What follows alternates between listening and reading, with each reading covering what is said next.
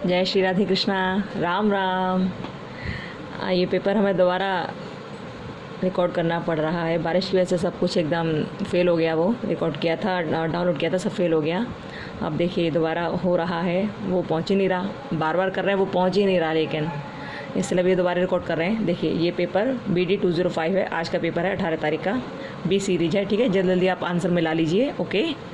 और अपना ये B सीरीज़ निकाल लीजिए, या कोई भी सीरीज आपकी निकाल लीजिए, इससे मिलाना है आपको, ठीक है। बस प्रश्न आगे पीछे हो सकते हैं, प्रश्न यही होंगे, ओके। निकाल लीजिए अपना अपना पेपर, जल्दी से मिला लीजिए। तो इसमें पहला प्रश्न है, शुद्ध जल का pH होता है, ये 7 है, ओके। दूसरा प्रश्न है, अम्ल वर्षा हेतु कारक गैस है। तो अम्ल वर्षा एसिड रेन किस वजह से होती है? तो इसमें A और B दोनों लगा लेना, ठीक है। NO2 भी है, SO2 भी है, दोनों इसमें। थर्ड क्वेश्चन है, हरित गैस नहीं है, यानी कि ग्रीन हाउस गैस नहीं है, तो ये SO2 लगाना, ठीक है। ये हरित गैस नहीं है, ठीक है, ध्यान से रखना। जल का प्राथमिक स्रोत है, तो जल का प्राथमिक स्रोत क्या है? वर्षा, ओके। इसमें ये लगाना, इसमें ये लगाना, ठीक है। देखिए पेपर भी एकदम हालत ख़राब हो रखी है इसकी। जल प्रदूषण की पहचान की जा सकती है कैसे? pH स्तर द्वारा और वीडियो द्वारा, ठीक है, दोनों लगाना है। इसमें C लगाना है इसका आंसर। छठवां प्रश्न है, संपोषी विकास शब्द का अस्तित्व किस वर्ष आया? तो इसका 1980 में, ओके। इंग्लिश वाले भैया इस साइड में देखते जाना आप, ठीक है। शब्द भूस्खलन को बदला जा सकता है, तो ये है पूर्वावस्था प्राप्ति से, ठीक है। ये आप इसका आंसर लगाना, ओके। संपोषी विज्ञान संपोषी विकास और पर्यावरण विज्ञान का अध्ययन करता है, ठीक है। ये लगाना, पर्यावरण अध्ययन, ठीक है। A आंसर इसका, ओके। ये वाला प्रश्न देख लेना भैया। अब 9वां प्रश्न है, संयुक्त राष्ट्र की संपोषी विकास लक्ष्य की संख्या कितने हैं, यानी सस्टेनेबल डेवलपमेंट गोल कितने हैं? तो 17 है, ओके। संपोषी विकास के 3 पक्ष हो सकते हैं, तो क्या क्या हो सकते हैं इसमें? इसमें लगाना A, पर्यावरण, अर्थ और समाज, ठीक है। संपोषी ऊर्जा है, तो क्या है? इसमें आप C लगाना, स्वच्छ होती है और लंबी समयावधि के लिए प्रयोग किया जा सकता है, ठीक है, ये लगाना आप। मरकरी तथा लेड कारक हैं किसके? वाटर पोल्यूशन के, ओके। आज बहुत जल्दी हो रहा है क्योंकि दोबारा ही वीडियो रिकॉर्ड हो रही है, और ये समझिए आप कि बड़ा मुश्किल है बारिश की वजह से, बहुत ज़्यादा ना, बहुत बारिश हो रही है लगातार। तो आप लोग प्लीज़ आप देखिए, इसे अपना मिलाइए, और देखिए लाइक सब्सक्राइब कोशिश किया कीजिए कि आप करते रहें, ठीक है। बहुत से लोग तो एकदम सही बताने के बावजूद भी डिसलाइक करते हैं, लेकिन कोई बात नहीं, सबकी अपनी इच्छा होती है ना। खैर हम लोग यहाँ करते हैं अब जल्दी, ठीक है। संयुक्त राष्ट्र संपोषी विकास सम्मेलन को कहा जाता है, क्या कहा जाता है? तो भैया ये रियो डी जेनेरियो में होता है 2012, ये लिखिए आप, ठीक है, 2012। दिख नहीं रहा है क्या क्लियर? अब दिख रहा है क्या? समझ नहीं आ रहा कुछ।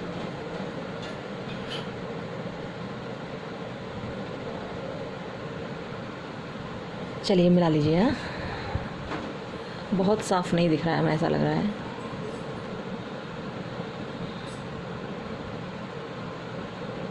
चलिए ऐसे ही मिला लीजिए। हाँ, ये है रियो शिखर सम्मेलन 1992 की कार्यसूची 21, यानी कि एजेंडा 21 किससे रिलेटेड है? तो ये देखो रिलेटेड तो 2 चीज़ों से है। इसमें ना एनवायरनमेंट के बारे में बोला गया था, और इसमें सस्टेनेबल डेवलपमेंट के बारे में बोला गया था, दोनों के बारे में बोला गया था, ठीक है। लेकिन इतना था कि वहाँ पर्यावरण शिक्षा नहीं थी, बस पर्यावरण था। पर्यावरण, एनवायरनमेंट और सस्टेनेबल डेवलपमेंट दोनों पर ही बहुत जोर दिया गया था इसमें, एजेंडा 21 में, ठीक है, दोनों पर ही जोर दिया गया था। इसमें जो चली थी ना, ये 178 देश इसमें सम्मिलित हुए थे। ये पृथ्वी सम्मेलन के नाम से ही तो हुआ था, ये 3 से 14 जून तक जो हुआ था, ये वही तो था 1992 में, वही था। लेकिन इसमें ना पर्यावरण से भी संबंधित बहुत सारी बातें कही गई, और यह सस्टेनेबल डेवलपमेंट दोनों से संबंधित बात की गई थी। तो आप इसको लगाना, ठीक है, इसको लगाना। वैसे ये भी सही है, दोनों में से कुछ भी हो सकता है इसका आंसर, याद रखना, दोनों में से कोई भी हो सकता है इसका आंसर, क्योंकि दोनों ही ऑप्शन थे उन लोगों के सामने 1992 में। 3 जून से 14 जून तक जो मीटिंग चली थी उसमें ये दोनों ही थे, ठीक है। तो ये भी हो सकता है, ये भी हो सकता है, बस उसमें शिक्षा नहीं था। लेकिन पर्यावरण के बारे में सारी चीज़ थी, बस शिक्षा नहीं था।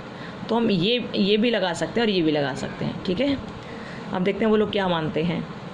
15वां प्रश्न है भारत में संपोषी विकास प्रतिवेदन 2020 का क्रम है, तो ये कौन सा है? यानी कि इंडिया ने 2020 में कौन सा अपना रैंक पाई है, कौन सी रैंक पाई है? तो भैया इंडिया तो पिछड़ता ही जा रहा है। 2020 में ये 117वां था, ठीक है। कौन सा? 117वां था ये।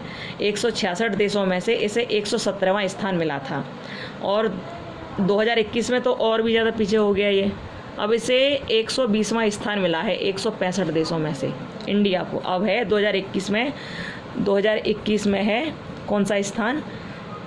120वां, ठीक है। और इसमें 2017वां है, 2020 में 2017 लगाना आप, ठीक है। अब 16वां प्रश्न है अजैवीय घटक हो सकते हैं, तो क्या हो सकते हैं? ये हो सकते हैं ह्यूमस, ठीक है। ह्यूमस लगाना, ह्यूमस लगाना इसमें। 17वां प्रश्न है अब घटक को कहा जाता है, तो ये टॉप कंज्यूमर्स कहा जाता है, ठीक है। डी लगाओ, यानी चरम उपभोक्ता। पारिस्थितिक तंत्र का जीवंतता निर्भर करती है, किस पर निर्भर करती है? पारिस्थितिकीय अनुक्रमण पर, ठीक है। 19वां प्रश्न है प्राथमिक अनुक्रमण किसके वास्ते से प्रदर्शित होता है? तो वेजिटेशन, ठीक। 20वां प्रश्न है विभिन्न पोषक स्तरों में जीवित पदार्थ की मात्रा कहलाती है, क्या कहलाती है? तो ये बायोमास है। अच्छा, एक बात और बताऊं, इसमें ये स्टैंडिंग क्रॉप भी सही है, इसका आंसर स्टैंडिंग क्रॉप भी सही है, लेकिन मोस्टली ये बायोमास है।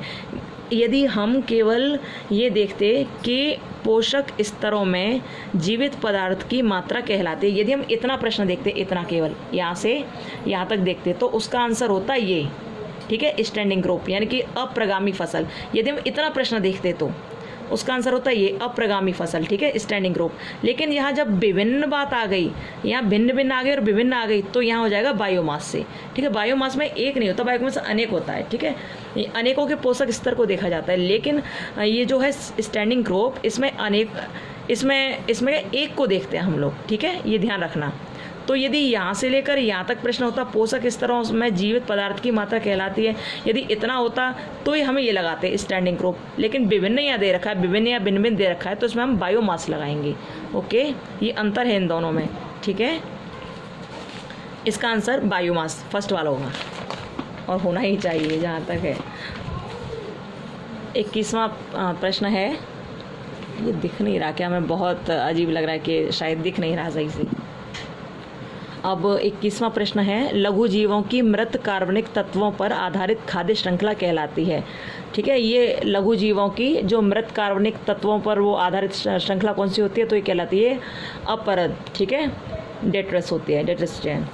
अब इसमें है 22वां प्रश्न ऊर्जा का पिरामिड सदैव कैसा होता है? सीधा होता है, ओके, अपराइट होता है, ओके, अपराइट, ये वाला अपराइट होता है। इंग्लिश वाली भी लगा लेना इसमें। और 23वां प्रश्न है जलीय पारिस्थितिक तंत्र के जैव भार का पिरामिड कैसा होता है? उल्टा होता है। इसका जस्ट उल्टा होता है ये, ठीक है। ऊर्जा का पिरामिड सदैव सीधा होगा, लेकिन जो जलीय पारिस्थितिक तंत्र में जैव भार का होगा ना, वो हमेशा उल्टा होगा, ओके। मानसूनी क्षेत्र में पाए जाने वाले पौधे कौन से कहलाते हैं? हाइड्रोफाइट्स। वैसे मानसूनी क्षेत्र में जो पाए जाते हैं ना, ये तो बिल्कुल पानी में डूबे हुए पौधे होते हैं, ये वाले जलोद्भिद, लेकिन फिर भी सही है ये, ठीक है। इस कमल वगैरह होते हैं ये सब, ठीक है। 25वां प्रश्न है अब घटक का एक उदाहरण है, तो भैया इसमें दोनों ही होते हैं, कवक और जीवाणु। कवक और जीवाणु नज़र आ रहा है ना? बड़ा डाउट हो रहा है आज, क्योंकि हमें खुद सही से नहीं दिख रहा है इसमें। तो इसमें ये दोनों ही होते हैं, ठीक है, ठीक है। इसमें आपको ए और बी दोनों लगाना है। और ये 26वां प्रश्न है वायुमंडल में सर्वाधिक मात्रा में पाई जाने वाली हरित गैस यानी ग्रीन हाउस गैस कौन सी है? सर्वाधिक मात्रा में जो पाई है, तो ये वाटर वेपर्स है, ठीक है, जल वाष्प, ओके। इसमें आज सही से नज़र नहीं आ रहा है हमें, तो आप देखना और कोशिश करना इसे पढ़ने की क्या लिख रहा है, क्योंकि बहुत बड़ा करो तो एकदम इसका क्लैरिटी ख़त्म हो जाती है। देखिए शायद अब दिख रहा हो। अच्छा चलिए हम देखते हैं। ताजमहल प्रभावित हो रहा है, किससे हो रहा है ताजमहल प्रभावित? वायु प्रदूषण से, ठीक है। विश्व की सर्वाधिक प्रदूषित नदी कौन सी है? अभी देखिए कितने बड़े आश्चर्य की बात है, हमारे देश में सबसे ज़्यादा पवित्र नदी गंगा है, और गंगा जी ही सबसे ज़्यादा प्रदूषित नदी है। कितने बड़े दुर्भाग्य की बात है हम लोगों के लिए, और इसे कोई और गंदा नहीं करता है, हम और आप जैसे लोग ही करते हैं। बेहद दुर्भाग्य की बात है। जैसे पवित्रता की मूर्ति कहा जाता है, वही नदी गंगा बहुत ज़्यादा प्रदूषित है। ठीक है, गंगा लगाना इसका आंसर। 28वां प्रश्न है, वायु प्रदूषण प्राय कारक है। वायु प्रदूषण से क्या होता है, तो ये श्वसन बीमारियां होती हैं, ठीक है, श्वसन संबंधी बीमारी, रेस्पिरेटरी डिसीज होती हैं। वायु प्रदूषण का सर्वोत्तम सूचक कौन है, लाइकेन, ठीक। 31वां प्रश्न है, BOD का पूर्ण रूप क्या है। अच्छा, अब ये देखिए, BOD का दोनों ही पूर्ण रूप हैं। एक तो बायोलॉजिकल ऑक्सीजन डिमांड भी सही है और बायोकेमिकल ऑक्सीजन डिमांड भी सही है, दोनों में से कोई गलत नहीं है। लेकिन यदि हम ये देखें ना कि बायोकेमिकल ऑक्सीजन डिमांड, तो इसमें कहीं कहीं BCOD भी लिखा हुआ आता है, ठीक है। जब हम नेट में या PhD में करते हैं, एनवायरनमेंट से करते हैं PhD या नेट करते हैं, तो उसमें छोटी छोटी चीज़ों को वो लोग क्लियर करते हैं, ठीक है। और ये जो है बायोलॉजिकल ऑक्सीजन डिमांड, तो इसमें BOD होता है और ये होता है BCOD होता है। लेकिन बात क्या है कि जब आप देखो इसके बारे में, तो अधिकतर लोग बताएंगे ये होता है बायोलॉजिकल ऑक्सीजन डिमांड, और ये सही, यही सही होना चाहिए। लेकिन आंसर देने वाले इसको भी आंसर में टिक कर देते हैं, जबकि ये BCOD है। लेकिन आंसर टिक करने वाले इसको भी टिक कर देते हैं, BCOD को भी BOD दिखा देते हैं। अब ये लोग क्या मानेंगे यही जाने, लेकिन आंसर इसका ये होना चाहिए, बायोलॉजिकल ऑक्सीजन डिमांड, ठीक है। यदि ये होता BCOD तो बायोकेमिकल ऑक्सीजन डिमांड होता। ये बायोकेमिकल ऑक्सीजन डिमांड आप जानते होंगे ना, क्या होता है कि जैसे तालाब में या सरोवर में या किसी भी चीज़ में या जलीय समुद्र में बहुत सारे छोटे छोटे जीव जंतु रहते हैं ना, बहुत छोटे छोटे, तो वो कुछ खाते पीते हैं। जैसे अपशिष्ट जो बहा दिया जाता है ना, नदियों में, समुद्रों में पहुंचाया जाता है, तो उसमें बहुत सारी चीज़ केमिकल्स वगैरह भी होते हैं ना, तो उसी पानी में ये देखा जाता है कि वहाँ की BOD या BCOD कितनी है, वो चेक किया जाता है। तो तब प्रदूषण का भी पता पड़ता है कि कितना प्रदूषित जल है यहाँ का। तो कुल मिलाकर ये है कि आंसर इसका ये होना चाहिए, बायोलॉजिकल ऑक्सीजन डिमांड, ये होना चाहिए, बिल्कुल 100% सही होना चाहिए। लेकिन बहुत लोग इसको भी लगाते हैं, इसको भी सही बताते हैं, जबकि ये BCOD होना चाहिए और होता ही है।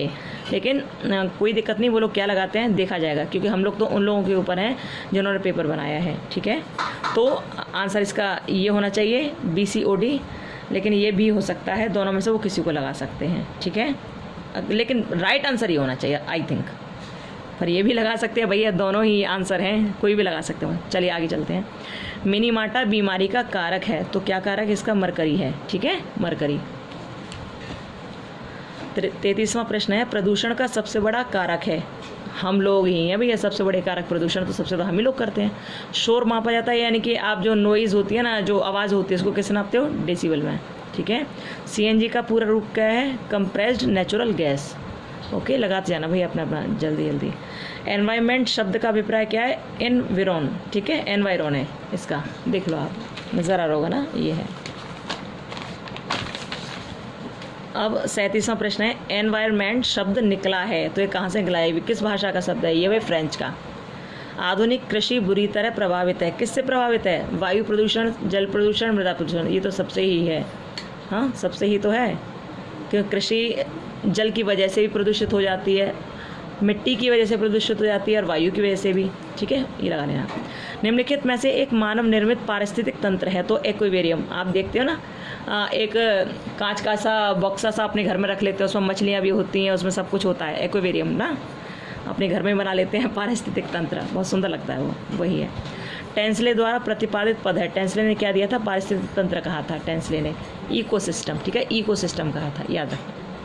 सांस्कृतिक पर्यावरण में सम्मिलित है, तो क्या सम्मिलित है इसमें भैया, देखो सांस्कृतिक पर्यावरण में वो चीज़ें आती हैं जो भगवान के द्वारा बनी हुई नहीं है, ठीक है, जो चीज़ें भगवान के द्वारा बनी हुई नहीं हैं वो सांस्कृतिक पर्यावरण के अंतर्गत आती हैं, लेकिन जो भगवान ने बनाई है, यानी कि प्रकृति को भगवान ने बनाया है, और भौतिक चीज़ें जो हैं जैसे कि सूर्य, चंद्रमा, इनके तारे, रोशनी वगैरह, ये सब, और ये सब जो होती हैं भौतिक चीज़ें जो आपको नज़र आ रही हैं वो चीज़ें, और जो प्रकृति में जितनी चीज़ें हैं ना, ये सब कैसी चीज़ें हैं, ये हैं, ये सांस्कृतिक नहीं है, ये ध्यान रखना है। यानी कि प्राकृतिक पर्यावरण और भौतिक पर्यावरण ये सांस्कृतिक के अंतर्गत नहीं आता, ये केवल अभौतिक जो मानवों द्वारा बनी हुई चीज़ें, किसके द्वारा, जो मनुष्यों के द्वारा बनी हुई चीज़ें वो आती हैं अभौतिक पर्यावरण में, यानी कि वो आती हैं सांस्कृतिक पर्यावरण के अंतर्गत, ठीक है। जो मनुष्य द्वारा बनी है, जो हम लोग बनाते हैं, जो ह्यूमन मेड है, वो आती है सांस्कृतिक पर्यावरण में, यानी कि अभौतिक पर्यावरण जो है वही सांस्कृतिक पर्यावरण, ठीक है। 42वां प्रश्न है, जीवों का घनत्व संबंधित है, तो किससे संबंधित है? आप घनत्व तो जानते हो ना, यानी कि डेंसिटी, यानी कि एक जगह में कितने लोग भरे पड़े हैं, तो ये सामुदायिक संबंध से है, ठीक है।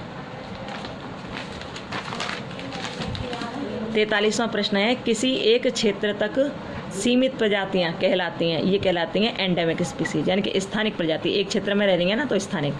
निम्नलिखित में से एक जलवायवी कारक है, तो कौन सा कारक है भैया? इसमें ए और बी दोनों लगाना है, क्योंकि आर्द्रता और तापमान दोनों ही इसके कारण हैं, ठीक है।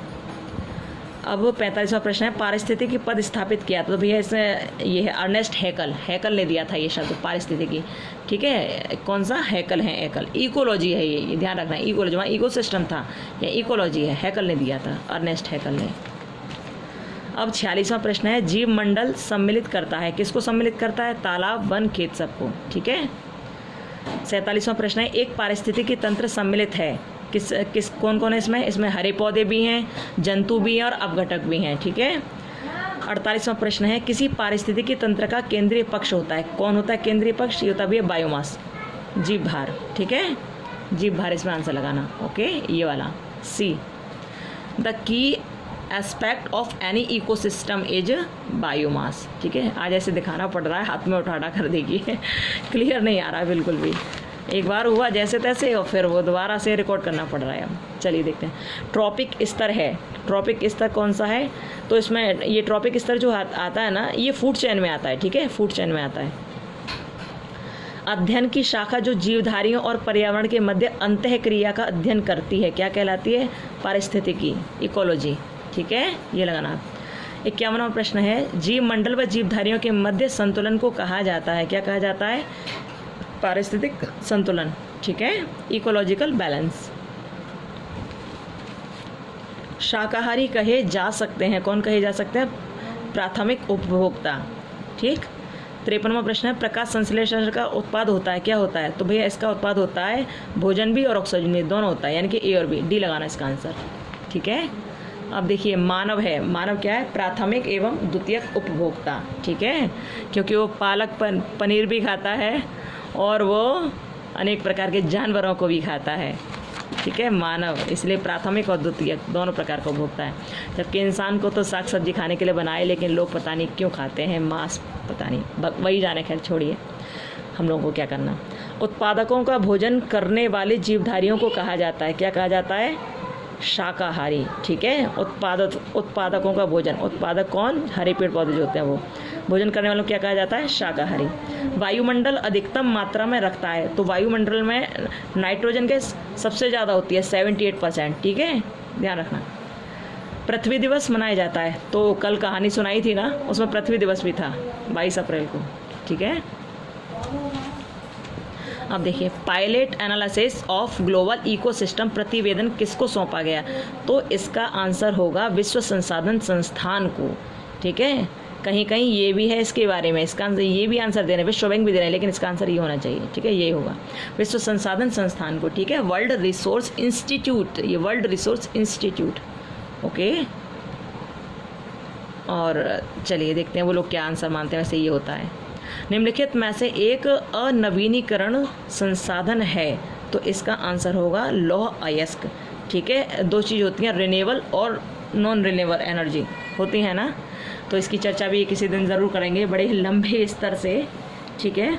नवीनीकरण स्रोत वो होते हैं जो वैसे स्रोत है ना, जैसे सौर ऊर्जा हुई, वायु ऊर्जा हुई, ये चीज़ें जो कभी ख़त्म नहीं होती हैं और रोज़ रहती हैं, हमेशा रहती हैं, हाँ। लेकिन ये जो चीज़ें हैं ना, ये एक बार ख़त्म हो जाए ना, बड़ी मुश्किल से फिर दोबारा बनती हैं, बहुत सालों बाद। लेकिन सनलाइट तो डेली आती है, वायु ऊर्जा तो डेली बन सकती है, हाँ। तो इसमें ये लगाना, ठीक है, आयरन। 60वां प्रश्न है, निम्नलिखित में से एक संधारणीय स्रोत का उदाहरण है, तो क्या है?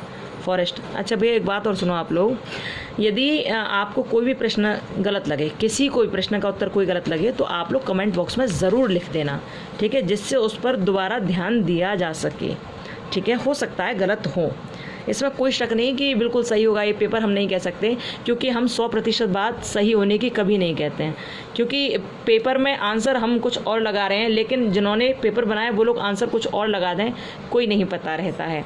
लेकिन आपको 98% पेपर यहाँ पर जो सॉल्यूशन मिला वो सही मिलेगा, इतना विश्वास रखिएगा, ठीक है। और चलिए हम लोग आगे चलते हैं। लेकिन आपको कोई प्रश्न गलत लगे तो प्लीज़ एक बार कमेंट बॉक्स में ज़रूर लिखना, ताकि उस पर दोबारा ध्यान दिया जा सके, ठीक है, ज़रूर करना। अच्छा, अब ये प्रश्न है, 61वां प्रश्न है, निम्नलिखित में से एक दुरुपयोज्य स्रोत का उदाहरण है। तो इसका उदाहरण देखिए, सनलाइट भी बताई गई है, हाँ, इसका उदाहरण सनलाइट भी बताई गई है, और कोई वनजीव भी बता रहा है। तो अब इसका आंसर ना, इसके आंसर के बारे में भी चर्चा हम आपसे क्लियर नहीं कर सकते हैं, ठीक है। इसके आंसर की चर्चा इसको हम पेंडिंग में डाल रहे हैं। एक ये प्रश्न और एक कल वाले पेपर का एक प्रश्न था, तो पेंडिंग में है 61वां प्रश्न, इसको हम आंसर नहीं करेंगे अभी, ठीक है, याद रखना है इस बात को। अच्छा, अब यहाँ चलते हैं हम, स्थानांतरित जुताई होती है जो, ठीक है, शिफ्टिंग कल्टीवेशन, ये कहाँ होता है, जो पूर्वोत्तर राज्य है ना वहाँ होता है, तो नागालैंड में आंसर लगाना इसका। चिपको आंदोलन का संबंध है चमोली से। सर्वश्रेष्ठ कोयला में सर्वाधिक मात्रा में होता है, क्या होता है, जिसमें एंथ्रोसाइट ज़्यादा होगा ना वो कोयला सबसे ज़्यादा अच्छा माना जाएगा, उसमें जो कालापन होगा वो ज़्यादा होगा, अच्छा जलेगा, अच्छा होता है वो कोयला, उत्कृष्ट किस्म का होता है, ठीक है, एंथ्रोसाइट जिसमें ज़्यादा होगा वो कोयला है। कोयला क्या है, तो भैया कोयला ये एक रॉक है, ठीक है, चट्टान है, चट्टानों का टुकड़ा है ना। अच्छा, ब्लैक रॉक्स का, ठीक है, सेडिमेंट्री रॉक्स जो होते हैं ना वो है कायन। अब देखिए, कोयले का सर्वाधिक भंडार कहाँ है, तो यूएसए में, ठीक है। केंद्रीय अंतःभू फिशरीज अनुसंधान संस्थान कहाँ है, तो भैया ये होगा कोलकाता में, ओके। 68वां प्रश्न, निम्नलिखित में से एक खरीफ फसल उदाहरण है, मक्का, और बाकी ये दोनों रबी की फसल है। चना और सरसों रबी की फसल है और मक्का खरीफ की फसल है, ठीक है, खरीफ पूछा है, मक्का आंसर करना है इसमें, मक्का, मेज़, ये वाला फर्स्ट वाला। परमाणु रिएक्टर प्रयुक्त होते हैं, तो ये होता है यूरेनियम 235, ठीक है, ये वाला 92 यूरेनियम 235, 92 है नीचे, 92 यूरेनियम 235 ये वाला होता है, ठीक है, 90 वाला नहीं, ये वाला, ओके, फर्स्ट वाला लगाना। अब मिट्टी बचाओ अभियान का संबंध किससे, होशंगाबाद मध्य प्रदेश से, ठीक है, इसका फर्स्ट लगाना और इसका लगाना डी, ओके, होशंगाबाद मध्य प्रदेश। निम्नलिखित में एक गैर परंपरागत ऊर्जा का स्रोत है, कौन है, ज्वार भाटा ऊर्जा, ठीक है। शैवाल को वर्गीकृत किया जा सकता है, तो शैवाल उत्पादक होते हैं, ओके, कौन होते हैं, उत्पादक। अब हम चलते हैं 73वें प्रश्न पर। जलीय पारिस्थितिक तंत्र है, तालाब, नदी, समुद्र, सभी, ठीक है।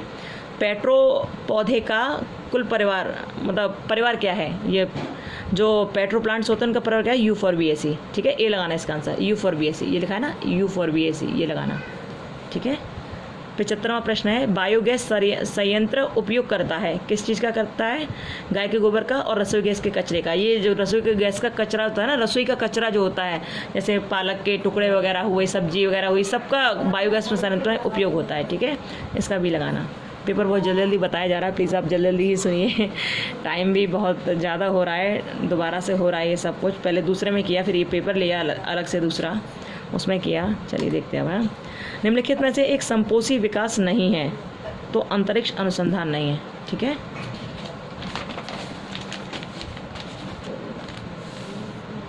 ऊर्जा के परंपरागत स्रोत हैं, कौन से हैं ऊर्जा के परंपरागत स्रोत, तो ये जल विद्युत ऊर्जा लगाना आप, ठीक है, अब ये लगाना, हाइड्रोलिटिक एनर्जी।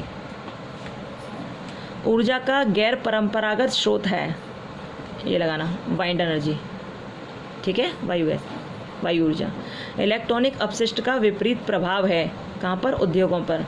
अक्षय ऊर्जा स्रोत के रूप में हो सकता है, जिसकी ऊर्जा कभी क्षय न हो, वो होती है अक्षय, ठीक है। सनलाइट कभी क्षय नहीं होती, हमेशा चलती है, हमेशा आती है। सूर्यदेव ऐसे हैं जो कृपा बरसाते रहते हैं इसलिए सुबह सुबह प्रणाम किया करो भगवान सूर्य को, ठीक है, सुबह उठकर। 81वां प्रश्न है, भारत का सौर ऊर्जा चलित हवाई अड्डा कौन सा है। अच्छा देखिए, इसमें पूछा है सौर ऊर्जा चलित हवाई अड्डा, तो भैया इनके अनुसार तो कोचीन सही है, लेकिन जो 100% बन गया है ना सोलर एनर्जी से चलने वाला, वो है पुडुचेरी हवाई अड्डा। कौन सा, पुडुचेरी हवाई अड्डा, याद रखना, ठीक है। 82वां प्रश्न है, संपोषी कृषि के तत्व हैं, तो ये सभी हैं इसमें, पर ये लिखा है पर्माकल्चर, एग्रो फॉरेस्ट्री और मिक्स फार्मिंग, ये सभी है, ठीक है, संपोषी कृषि में। अजैविक तत्व है, अजैविक तत्व कौन सा है? सनलाइट। और वैश्विक तापन का प्रभाव है समुद्र तल में वृद्धि। जब ग्लोबल वार्मिंग हो जाती है ना, तो ग्लोबल वार्मिंग की वजह से जो ग्लेशियर है ना, जो बर्फ़ है ना, वो पिघलने लगती है, और पिघलने की वजह से समुद्र का पानी बढ़ने लगता है, तो समुद्र तल में वृद्धि होती है, ठीक है, वैश्विक तापन की वजह से। ओजोन स्तर पाया जाता है, तो भैया समताप मंडल पाया जाता है स्ट्रेटोस्फेयर में, ठीक है। एक शिक्षक के लिए पर्यावरण का अर्थ है, तो इसका अर्थ क्या है? एक शिक्षक के लिए अर्थ क्या है पर्यावरण का? भौतिक पर्यावरण, सामाजिक पर्यावरण, मनोवैज्ञानिक पर्यावरण, ठीक है, उपयुक्त सभी। पर्यावरण शिक्षा है, कैसी है? औपचारिक और न्यूरोपचारिक, ठीक है, दोनों ही है ये, ओके।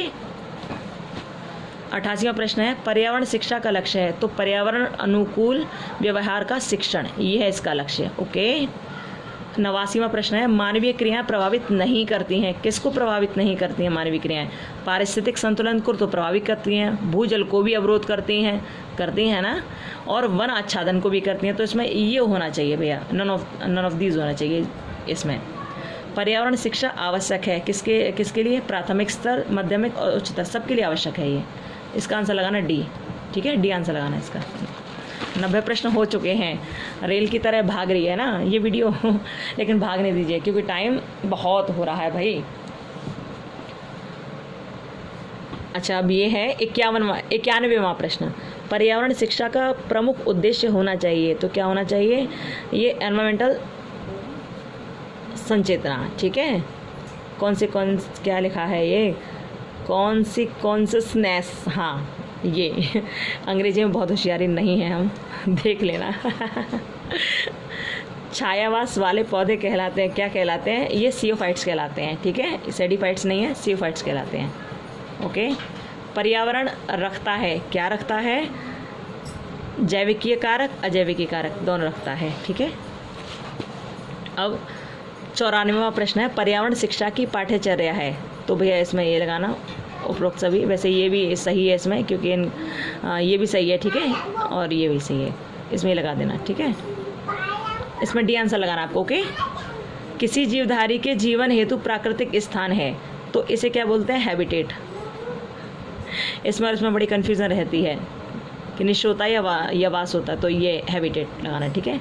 अब CFC यानी क्लोरोफ्लोरोकार्बन प्रयुक्त होते हैं, किस में होते हैं? परफ्यूम, रेफ्रिजरेटर, वातानुकूलित, तो भैया ये तो इसमें सब में होते हैं, तो ये उपरोक्त सभी, ठीक है, ये लगाना, ठीक है। क्लोरोफ्लोरोकार्बन इज यूज्ड इन, सब में लगा देना, परफ्यूम, रेफ्रिजरेटर, एयर कंडीशनर्स। और अब आगे हम लोग यहाँ 97वें प्रश्न की ओर। जल प्रदूषण का प्राय कारण है, तो जल प्रदूषण का कारण क्या है? ये तीनों ही हैं, ठीक है, चीनी मिल, ईंट चिमनी और ऑटोमोबाइल्स, ओके।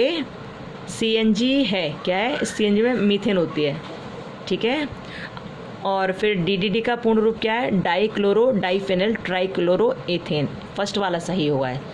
इंग्लिश वाले भैया भी देख लीजिए, ठीक है, फर्स्ट वाला जो ऑप्शन है ना, ये सही है, ठीक है। और अब हम एट लास्ट हम लोग आ गए यहाँ पर 100वें प्रश्न पर। तो ओजोन क्षरण हेतु सर्वाधिक घातक है, तो CFC सबसे ज़्यादा घातक है, CFC लगाना इसका आंसर, ठीक है। इसमें एक प्रश्न पेंडिंग में है, बहुत टाइम हो गया है, आप लोग भी पेपर के लिए परेशान थे, पर क्या करें, हम एक बार अपलोड किया एक पेपर को, लेकिन फिर ये करना पड़ा इसको, तो बड़ा मुश्किल से हो रहा है बारिश की वजह से, और फिर बंद हो जाता है बार बार, भेज नहीं पा रहे, मतलब पहुंच नहीं पा रहा है। अब ये पता नहीं कितने बजे पहुंचने वाला है आपके पास, देखिएगा। और इसमें आंसर की आप फिक्र मत कीजिए, 98% सही होंगे, 1-2 को नहीं हम कह सकते, क्योंकि 1-2 आंसर वो लोग क्या लगाते हैं नहीं पता है, ठीक है। विश्वास करिए आप इस पर, और कर सकते हैं, आपकी इच्छा है, करना चाहिए वैसे तो, क्योंकि अच्छी फैकल्टी से सॉल्व करके देती है, तो आप इस पर आराम से विश्वास कर सकते हैं, ठीक है। और हाँ, एक बात और कि CTET के लिए हम लोग अब स्टार्ट करेंगे 25 तारीख के बाद से ही, ठीक है, ओके। रेडी रहना, जिसने भी CTET का भरा है तो वो रेडी रहना, उसको तैयारी के लिए। और वैसे यहाँ लाइव टेलीकास्ट तक के लिए यहाँ पर सब्सक्राइबर बढ़ जाए तो ज़्यादा अच्छा है, क्योंकि अपलोड करने में और फिर सेंड करने में बहुत टाइम लग जाता है। ये समझिए 3 घंटे यूं ही बर्बाद हो जाते हैं और बहुत टाइम लगता है, बहुत देर में ये आपके पास तक पहुँच पाती है। लेकिन लाइव जब होता है ना तो वो डायरेक्ट चलता है, उसमें टेंशन नहीं होती। इसमें हमें बड़ी टेंशन रहती है, एक बार यहाँ पर अपलोड कर दिया लेकिन पहुँचता ही नहीं है आपके पास, बड़ा मुश्किल होता है इसमें। इसलिए यदि सब्सक्राइबर बढ़ गए ना तो हम लोग फिर अच्छी तरह से कर पाएंगे। तो आप देखिएगा सब्सक्राइबर बढ़ा सकें आप तो कोशिश कीजिएगा, ठीक है, जिससे जल्दी हो जाए सब कुछ, ठीक ना। टाइम बहुत कम है तैयारी के लिए और करना बहुत कुछ है अभी, ठीक है। और अपना ध्यान रखिए, अपना ख्याल रखिए, खुश रहिए। और सबसे बड़े कॉन्ग्रेचुलेशन आप सभी के लिए कि अब ये पेपर पूरे हो गए, एक टेंशन ख़त्म हो गई आपकी, क्योंकि पेपर का बड़ा टेंशन रहती है, एक टेंशन ख़त्म हो गई। रिज़ल्ट अच्छा ही आएगा, आप टेंशन मत लीजिएगा, ठीक है। और फिर प्रैक्टिकल वगैरह के बारे में बात हम लोग कल वाली वीडियो में करेंगे, कल करेंगे, ठीक है। और कोई भी प्रश्न आपके मन में हो तो भैया आप कमेंट बॉक्स में डाल देना, ठीक है। और इस पेपर में आपको कोई भी प्रश्न गलत लग रहा हो तो उस कमेंट बॉक्स में आप ज़रूर लिख देना, जिसको हम दोबारा देख पाएँ, ठीक है। और अब आप अपना ध्यान रखिए, खुश रहिए, अच्छे रहिए, भगवान आप पर कृपा बनाए। जय श्री राधे, राम राम, बाय।